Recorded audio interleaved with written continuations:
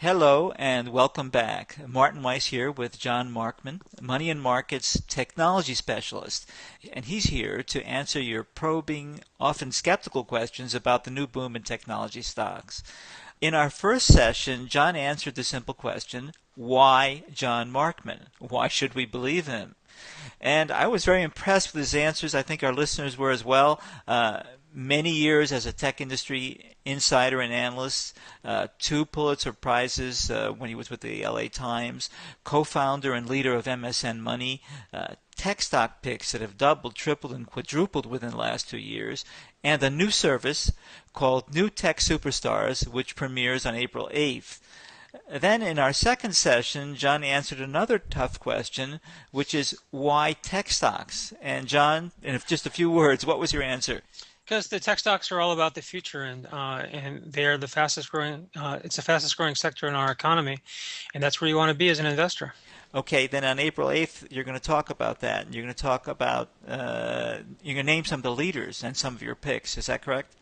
Yes, and a lot of my leaders are not the typical leaders. I like Facebook. I'm interested in Twitter, but a lot of the leaders that I'm going to be talking about are companies that are super strong, have great track records, but are little known at this time. Okay, well, in this podcast, let's address another tough question we got from one of our readers. And he writes, I'm paraphrasing here, is this a tech boom or is this a tech bubble?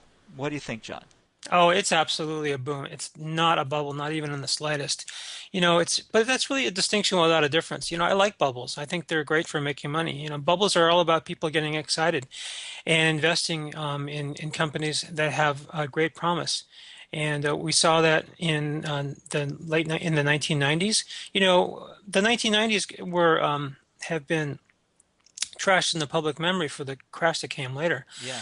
But there were a lot of companies that were funded by the public that have gone on to do extremely well. And I'm talking about companies like Amazon and Yahoo and Akamai and Priceline.com.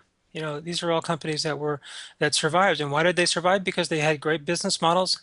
They knew how to provide value for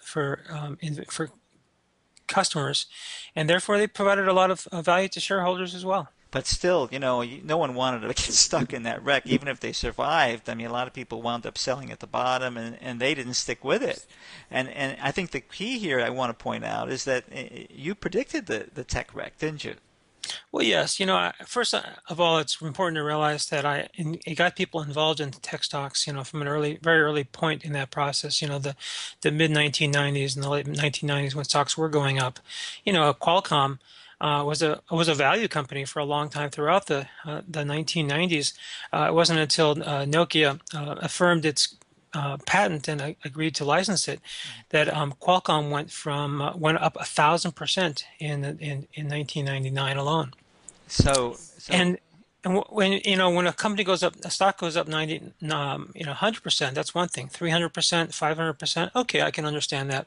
But when it goes up 1,000% and it absolutely goes vertical, then we know you have a problem. And that's what I was reacting to. Not the fact that not some garden variety overvaluation, but absolutely some valuations that were absolutely insane. So when stocks go vertical, it's because people just can't stand not being in them. It takes value. This kind of emotion just takes the valuations from high to ridiculous. And I think one of the statements I used to make back then, and I'll make it again probably in a couple of years again, is that parabolic advances always lead to parabolic declines. And if you can remember that and really understand it, you can make and save a lot of money. okay, so right now, valuations, are they high? Are they ridiculous? Or are they some other place right now? Where are they? I think in a lot of cases of technology stocks that I'm going to be recommending, they're not high. They're not high yet. They're not even high yet, let alone ridiculous. Yeah, they're not even high. In a lot of cases, they're relatively low to high, and there's some that are high. But high valuation is the market's way of saying we like you. And people should not shy. If you want to be a growth investor, you're going to have to accept some high valuations. But the point is that the companies that you're investing in should have the kind of growth characteristics that will fulfill those expectations, and that's where me as an advisor comes in. And well, what is fundamentally? Let me ask it this way: what is fundamentally the difference between the late 1990s when you did reach bubble levels and what we're experiencing today? Well, by the end of the 1990s, the market had been in a bull market, had been in a bull cycle since 1982. It had basically been going up for 18 years, and so that was really the end of a very long process in which people became accustomed to the environment of stocks, of the economy being successful and stocks being at the vanguard of that. But today people are still wondering, hey, is the economy about to crash? Is the economy about to crash?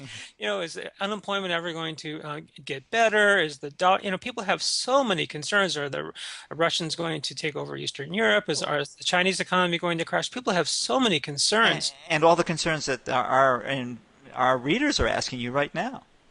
That's right. And so when people really start to focus on the upside of technology stocks, they won't be asking any of those questions. They're just going to be saying, what should I buy right now? And they'll go right to their machines and buy them. So we are in nothing like the kind of ebullient atmosphere that we've seen in the past. And by the way, I've written a history of the financial markets in the 1860s, 1890s, as well as the 1990s, and I'm very aware of what bubbles look like.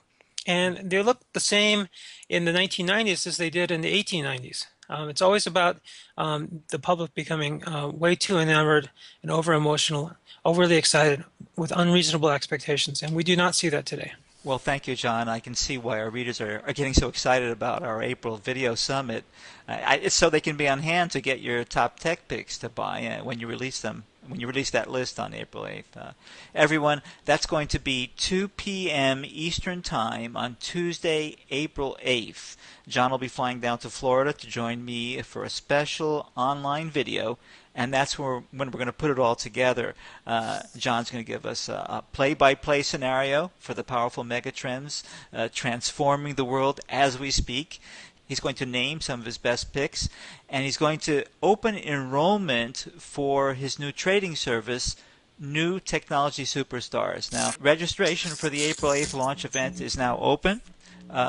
Simply click the Register Now button below this podcast window to reserve your place. And, of course, don't miss the next installment in this series, which is coming this coming Tuesday. John, thank you for joining us today. Thanks for having me.